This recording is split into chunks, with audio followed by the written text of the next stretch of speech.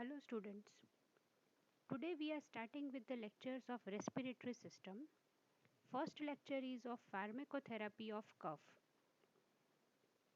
What is cough? Cough is a protective reflex and purpose of coughing reflex is that body is trying to expel out all the respiratory secretions or foreign particle which are there into the air passage and it irritates the air passage. It is one of the most common symptoms for which medical advice is sought by the patients. Cough can adversely affect personal and work related interaction of the patient. It disrupts the sleep of the patient and often causes discomfort of the throat and chest wall. It results from stimulation of mechanical or chemical efferent nerve receptor into the bronchial tree. Here is the cough reflex. How it occurs inside the body is shown into this chart. Cough usually starts with the stimulation of mechano or chemoreceptors which are located into the throat, respiratory passage or stretch receptors into the lungs are stimulated which send efferent impulses to the cough center which is located into the medulla oblongata of the brain. This medulla oblongata will send the efferent impulses via parasympathetic and motor nerves to the diaphragm, intercostal muscles and lungs. This would lead to the increased contraction of the diaphragmatic, abdominal and intercostal muscles which lead to forceful noisy expiration which we identify as a cough. ગુજરાતીમાં કહીએ તો ખાંસી આવવી. Now we understand different types of cough. Cough is divided into different types based on its duration. Acute cough, when patient suffers from symptom of cough for less than 3 weeks, then it is identified as acute cough. When the cough lasts for 3 to 8 weeks, then it is called as persistent cough. And when the cough lasts for more than 8 weeks, that is 2 months, then it is called as chronic cough. Based on the sputum production associated with the cough, cough is divided into two categories. One is dry cough where patient has coughing but there is no secretion inside, that is called as dry cough, that is without the sputum. And another variety is productive cough when patient is having cough which is associated with the secretion or the sputum. First we have to know what are the common causes of the cough so that we can treat it. Common causes are acute respiratory tract infection. Any respiratory tract infection like upper respiratory tract infection, lower respiratory tract infection, it may be simple common cold, it may be rhinitis or any other respiratory tract infection. Cough is one of the very common symptom of asthma also. Allergic rhinitis, when patient has allergy to any known substances like colors or certain fumes, then it starts with the rhinitis and act of coughing. Cough is also one of the symptoms for the cardiovascular system also. Congestive heart failure with acute pulmonary edema presented with the cough which is associated with the pink frothy sputum. So you first for the cough you have to identify that cough is because of the respiratory origin or it is because of the cardiac origin. These are the acute, the highlighted causes which are there into the purple color. They are acute causes for the cough. Chronic cough is mainly because of the smoking, can be because of the chronic bronchitis. It can be a symptom of pulmonary tuberculosis which is very common in India. It can be a symptom of gastroesophageal reflux disease, pneumonia, bronchiectasis, and certain drugs can also induce cough as a side effect like angiotensin converting enzyme inhibitors. Now we start with the treatment of cough. First is the symptomatic treatment for the cough and second you have to give the specific treatment for the underlying disease. So for treating the cough you first have to evaluate the cough, try to identify the underlying cause and you have to treat that cause so that the cough is automatically cured. And while you do this process you give symptomatic treatment for the cough to the patients. Here is the list of the drugs which are useful for the cough. They include pharyngeal demulcent, that are lozenges, cough drops, linctus containing syrup, glycerine and licorice, expectorant which are also called as mucokinetics. Expectorants are divided into further categories. First is bronchial secretion enhancer, that is sodium or potassium citrate, potassium iodide, guanfacine, Vasaka, and ammonium chloride. Another category is mucolytic, that is bromhexine, ambroxol, acetylcysteine, carbocisteine. Next category for the drugs for cough is antitussive. They are the cough center suppressants which include opioids, that is codeine, ethyl morphine, folcodine. Non-opioids include noscapine, dextromethorphan and chlorphenidiol. Antihistaminic, that is chlorpheniramine maleate, diphenhydramine, etc. Peripherally acting drug is prenoxidazine, and there are adjuvant antitussive which include bronchodilators like salbutamol and terbutaline. Now we see each of this class one by one. First we start with the pharyngeal demulcent. It is nothing but easily available tablets into the market like Vicks lozenges or the soothing substances which we keep into the mouth when we have cough. Scientifically they are known as pharyngeal demulcents. They include lozenges, cough drops, linctus containing syrup, glycerine and licorice. They soothe the throat and reduces the afferent impulses from the inflamed or irritated pharyngeal mucosa. So they soothe the surface so that the afferent impulses does not go to the cough center and cough is inhibited. They also act by increasing the flow of the saliva. They provide symptomatic relief in dry cough arising from the airway above the epiglottis, because whatever lozenges we keep like Vicks or any other you choose, that is going to last into your mouth and oral cavity, maximum up to oropharynx, but it is not going to trickle down into your respiratory tract. Now, whatever we take orally, it will go into esophagus and eventually into the stomach. It is not going into the respiratory tree. So, pharyngeal demulcent will provide the symptomatic relief in dry cough which is arising from the airway above the epiglottis. That is why it is having very limited utility. If you correlate this with the causes of the cough, there are very few causes of the cough where the cause lies above the epiglottis. Medicated lozenges are also available in market which contains methanol and antiseptic, which are usually unnecessary and wasteful money by the patient. Simple and best method to increase the saliva and soothe the throat is you can simple use the lemon drops or candy sugar, which is handy, available in every household, very cheap, and it will give the same relief as the pharyngeal demulcents. Next group is expectorant, that is mucokinetics. In the expectorant, we first discussed bronchial secretion enhancers. First is sodium and potassium citrate. They act by increasing the bronchial secretion by their salt action, by sodium salt or potassium salt. Another drug is potassium iodide, which is secreted by the bronchial glands and it can irritate the airway mucosa by itself. Prolonged use can affect the thyroid gland function because it contains iodide as a salt, and iodism is a long term side effect associated with this kind of cough syrup. That is why it is not used currently. Another bronchial secretion enhancers are guanfacine, Vasaka, Tolu balsam, which are plant products. They enhance the bronchial secretion and mucociliary function. Next is ammonium salts, which reflexly increase the respiratory secretion by producing nauseating sensation. Ammonia is having very strong smell.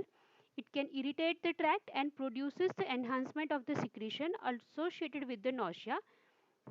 But efficacy of all this bronchial secretion enhancer is very much questionable. It is non-conclusive. Best expectorant is you inhale the steam and you hydrate yourself. Steam inhalation and hydrotherapy. You must have experienced that whenever you are suffering from common cold or cough and you inhale the steam or you drink hot water, lots of hot water, you feel better. That is because of its expectorant action. Another type of expectorants are mucolytics. First is bromhexine. It is obtained from Adhatoda vasaca, which is a plant. It is a pure, potent mucolytic and mucokinetic substance which is capable of inducing thin, copious bronchial secretions. It depolymerizes mucopolysaccharides directly as well as by liberating the lysosomal enzymes. Network of fibers in the tenacious sputum is broken. Sometimes you will be seeing that patient is having cough and this mucus secretion is so thick that even after the cough act of coughing patient is not able to expel out. For this bromhexine is a drug which will depolarize the mucopolysaccharide which are there into the sputum. It break the fibers network and make the secretions more liquid which are easy to expel by the patient. It is particularly useful if mucus plug is present into the respiratory tract. Side effect of bromhexine is rhinorrhea, lacrimation, nausea, gastric irritation and hypersensitivity. Dose is it has to be taken by the adults as 8 milligram 3 times a day. For children of 1 to 5 years 4 milligram twice a day, and for 5 to 10 years of the children 4 milligram thrice a day can be given. Next is ambroxol, which is a metabolite of bromhexine having similar mucolytic action, uses and side effect. Another mucolytic agent is acetylcysteine, which is commonly available in market. It opens the disulfide bond into the mucoproteins present into the sputum and make it less viscid. It is administered directly into the respiratory tract also. Another drug is carbocysteine, which is having same action as acetylcysteine but it can be administered orally. Acetylcysteine can be administered directly into the respiratory tract if patient is inserted with the nasogastric tube or patient is having any other tube inside the body where you are using the suction pump, you can directly administer acetylcysteine. Carbocysteine can break the gastric mucosal barrier because it is administered orally, so it is contraindicated into the patient suffering from peptic ulcer. Side effects are gastric discomfort and rashes. Next category of drug into the treatment of cough is antitussive, which are also called as cough suppressants. Cough suppressants acts into the CNS to raise the threshold of cough center or act peripherally in the respiratory tract to reduce the tussle impulses or by both the actions. That is why they are called as centrally acting drugs. They control rather than eliminate the cough, used only for dry and non-productive cough, or if the cough is unduly tiring, disturbing the sleep or is hazardous, like into the patients of hernia, those who have undergone the piles surgery, patients of cardiac disease, or someone has undergone ocular surgery immediately. These are the very risky situation when act of cough is dangerous for the patient. When patient is coughing, the intra-abdominal pressure and intrathoracic pressure increases, and this intracavity increase into the pressure may lead to failure enhancement of the hernia, failure of pile surgery, cardiac surgery patient would be in trouble, and there is a increase intraocular pressure which may lead to failure of the operative surgery done onto the eye. For these reasons, if cough is there into this patient, it is necessary to give antitussive drugs. But make sure that when you are giving antitussive drug, patient is must be having dry cough, because cough is a protective reflex. Body is trying to eliminate the unnecessary respiratory secretion, and if you suppress the cough center, the body is not going to eliminate the secretions. So this drug is useful only when there are no secretion. So according to the pharmacotherapy, drugs can be divided into two categories. One is drugs useful for the dry cough and other is drugs useful for the productive cough. For the dry cough, we have only one category, that is antitussive. And for productive cough, we have different like pharyngeal demulcent or bronchodilators or expectorant as we have discussed. Antitussive are opioid which include codeine, ethyl morphine and folcodine. Non-opioids are noscapine, dextromethorphan and chlorpheniramine. Antihistaminics are chlorpheniramine maleate and diphenhydramine, and peripherally acting is prinoxidazine. First is codeine, which is a prototype of antitussive drug. It is an opium alkaloid. Action exerted through opioid receptors into the brain, which is less potent than morphine. It is having selective suppression of the cough center, which means codeine will combine with the opioid receptors located onto the cough center of medulla oblongata and suppress the cough center so that reflex of cough cannot be generated. It is a standard antitussive, suppresses the cough for 6 hours. Drawbacks of the codeine is it is a morphine group of drug, opioid, which has a abuse liability, which is very low with the codeine, but it is there with all the morphine and opioids. It produces constipation as a side effect. It produces drowsiness, because of which impairment of driving can occur. Higher doses can lead to respiratory depression and drowsiness, especially into the children. It is contraindicated into the patients of asthma and into the patients with diminished respiratory reserve and into the children. Why so? That you will be learning in detail when you discuss the CNS lectures of opioid. But for now, you can remember that codeine is a drug which is having little bit of addiction potential. It is opioid group of drug. It act by inhibiting the opioid receptor located into the cough center and inhibit the cough reflex. Dose of codeine is 10 to 30 milligram. Next is ethyl morphine, which is similar to codeine but less constipating. Folcodine, which is similar in efficacy as antitussive to codeine, but it does not have any analgesic property or it is not a addicting drug. Folcodine is little bit longer lasting, it acts for 12 hours. Noscapine, which is also belong to narcotin group, it is called as non-opioid antitussive. It depresses the cough, but no narcotic, analgesic or dependence inducing properties are there with the noscapine. It is equipotent antitussive action as codeine. Useful in spasmodic cough also. Side effects are headache and nausea, which is well tolerated. The only problem is the drug releases histamine into the body, which produces bronchoconstriction into the asthmatic patient, and it may be dangerous for them. Dose is 15 to 30 milligram. In the children of 2 to 6 years, the dose is 7.5 milligram, and for 6 to 12 years of children, dose is 15 milligram. Next is dextromethorphan, which is non-opioid antitussive. It is synthetic central NMDA receptor antagonist. D isomer has antitussive action while L isomer is analgesic. It does not depress mucociliary function into the airway like other opioids. It is devoid of constipating action. Antitussive action is equivalent to codeine. Common ingredient of many cough formulation in current era. Drug of choice for dry cough is dextromethorphan. Side effects are dizziness, nausea, drowsiness, and at higher doses it produces hallucination and ataxia. Dose is 10 to 20 milligram. Into the children of 2 to 6 years, dose is 2.5 to 5 milligram, and 6 to 12 years of children, the dose is 5 to 10 milligram. Next category of drug is antihistaminics. They afford relief into the cough due to their sedative and anticholinergic action, but there is no effect on the cough center. Commonly added to antitussive or expectorant formulation as a fixed dose combination.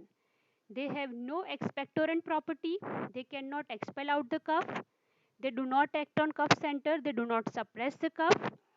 In fact, they may even reduce the secretion by their anticholinergic action. It is useful for cough in respiratory allergic states. Second generation antihistaminics are ineffective for this purpose, and we have to go for first generation antihistaminic drugs. So histamine is one of the major substance which is released by the allergic reactions or allergic conditions inside the body. So if the cough is because of the allergic origin, then antihistaminics are useful, otherwise they have no role into the cough. Dose is chlorpheniramine maleate 2 to 5 milligram, diphenhydramine 15 to 25 milligram, promethazine 15 to 25 milligram, and 5 milligram per 5 ml elixir is also available. Another drug is prenoxidazine, which is peripherally acting antitussive.